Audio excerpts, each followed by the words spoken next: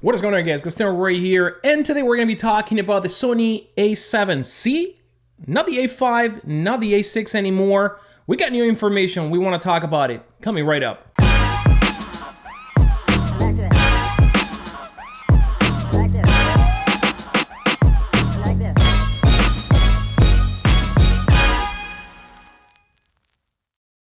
Welcome back to the channel, guys. Gustavo right here, and if you're new to this place, I'm a photographer from Miami, Florida. I do gear reviews, tutorials, and behind the scene, also covering a lot of rumors recently. So if you enjoy this type of content, subscribe to the channel and enable notifications for more content like this one. So we've been reporting about the Sony A5 or A6, which is supposed to be a full frame camera, super compact, a camera that was said to be under $1,000. Now, we've heard a lot of consistent rumors about this camera being under $1,000, being a small body, and a camera that was gonna be full frame. But recently, we got some new information from the guys at Sony Alpha Rumors. Apparently, some of their sources are saying that the camera is not gonna be called the A5 or A6. So this camera is gonna be called the A7C, and the C standing for compact. Now, yeah, there's not a problem with the camera, changing names. We've seen this before in the past. A lot of the times, camera manufacturer may have a code for the project, and once the product's unveiled, they may actually properly name the product. But however, here we have a little issue. Now, this camera is not going to be under $1,000, or at least this is what this latest rumor is saying, that the camera is going to be over $2,000. So in this video, I want to put pretty much everything that we have been discussing here into perspective and do a little bit of analysis, because if this camera is actually over $2,000, there are a couple of things that this camera is gonna have to do and do very well in order to not compete with other $2,000 cameras like the A7 III, for example. And I'm assuming that when the A7 IV comes up, it's going to be maybe slightly be higher as well, maybe $2,200, and the A7 III is gonna come down in price. Now, the specs remain the same. Everyone is saying that the specs that we're gonna see in these cameras are very similar to the specs that we have in the Sony A7 III. Now, when we're talking about similar specs, we're talking about the sensor, we may be talking about the processor. However, there are rumors that this camera may actually record 10-bit.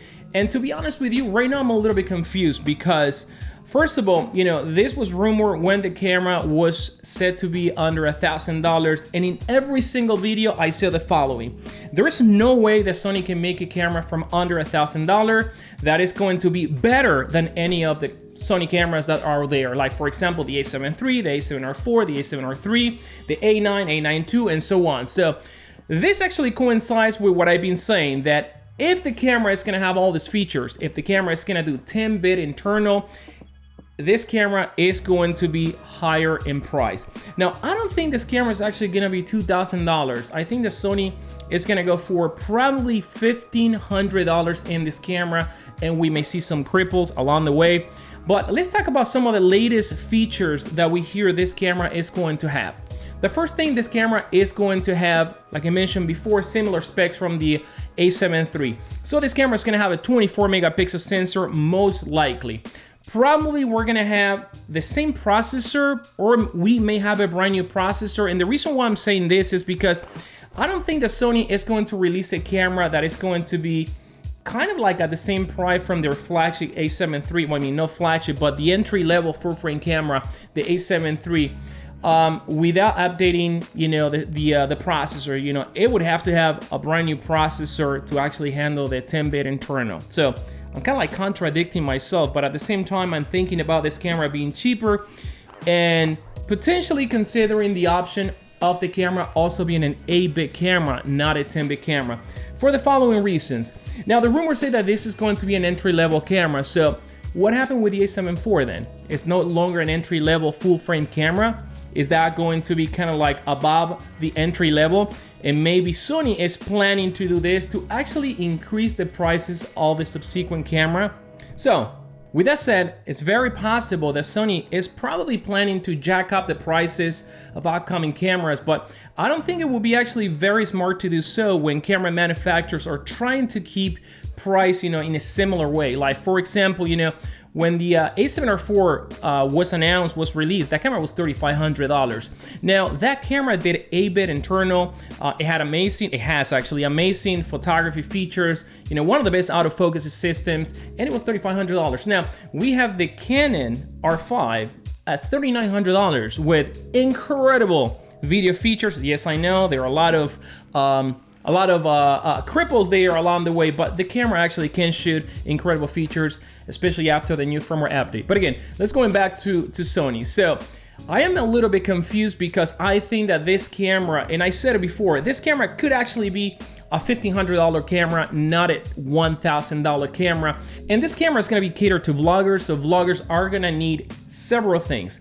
The number one thing is that they're gonna need is a flip out screen, and indeed, the rumor is confirming that this camera is gonna have the same flip out screen as the Sony A7S III, which is actually touchscreen and which actually has a brand new redesigned menu. So right there, we incurring cost, all right? So they're saying that the features are gonna be similar to the A7 III, but the A7 III doesn't have a flip out screen. So we're gonna have a flip out screen right here. We're gonna have to keep the touchscreen capability on that camera.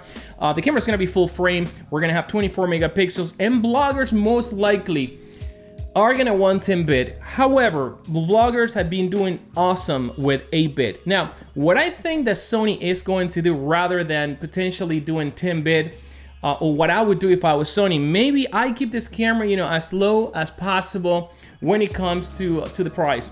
$1,500, I think is a good price to pay for a camera that has, you know, the flip out screen, the touchscreen capability, but keep it at 8-bit. Now, hear me out.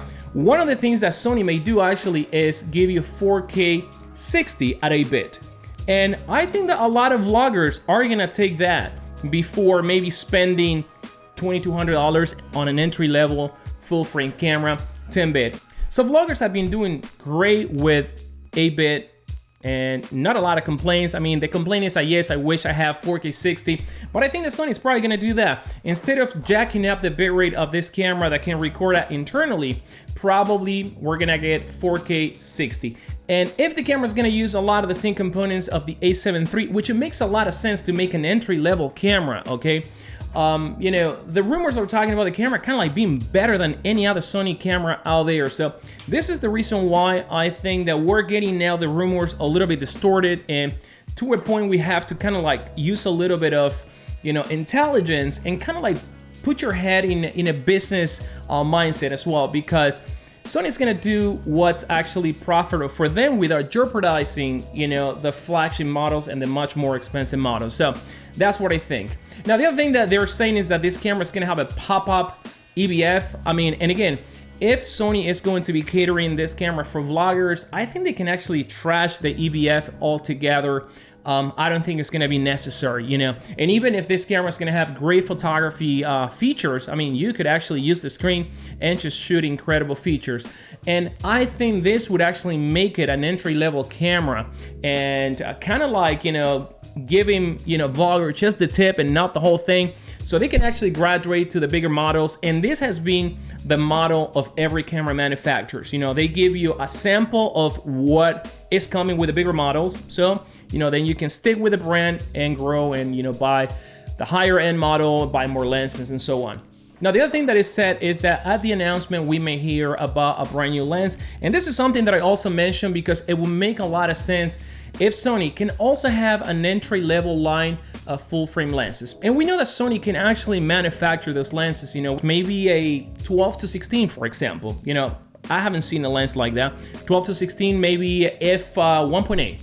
Right? So I'm sure that Sony is going to try to re-engineer also the glass, especially because they want to cater to vloggers. The Sony ZV-1 has been one of the cameras that Sony released saying that it was a vlogging camera, and in my last video I said that that camera actually falls short in a lot of ways to be a perfect vlogging camera. So if you want to watch that video, you can click right here. But if they're going to be invested in vloggers, if they're going to be invested in the average content creator, you know, they're gonna also want to get more glass for this type of users, you know, glass that is much more affordable, glass that just does the job straight to the point, you know, lighting way, so people can actually hold it in the camera. Because remember, this camera, it is going to be called apparently the A7C. A7C, and the C for compact. So it makes sense to also make compact lenses. Now, when you think about Sony and you think about full frame lenses, we don't really have super compact lenses. Yeah, maybe the 20 millimeter f1.8, maybe the 24, but that is actually not super affordable lens. I think that Sony is going to try to put out lenses at around $500 and below. And I think that that's how they actually can win the full frame market entry level. So I'm a little bit confused. I'm gonna do a little bit more research, guys. And again, I need to digest this thing because I think that we are hearing a lot of rumors and there's a lot of noise in what in reality Sony is going to be announcing. Now, indeed, this camera is coming up. It said that this camera is gonna be coming up around September, mid-September. So we may hear about this camera in 15 days from now. So chances are that, you know, the rumors are either misinformed or, you know, we're not hearing the truth right now. And we have seen a pattern with rumors being kind of like the same way, kind of like painting one picture and right at the end, the picture completely changes. We've seen that with the ZV-1, with all your rumors. So we may see something like this. You know, camera manufacturers may like to play those games, may like to leak a little bit of run information, and they say, oh, by the way, you know, let's change things around. So let me know in the comments down below, what do you think? Do you think that this camera is going to be a $2,000 or above, $2,000 camera, and would you consider that entry level?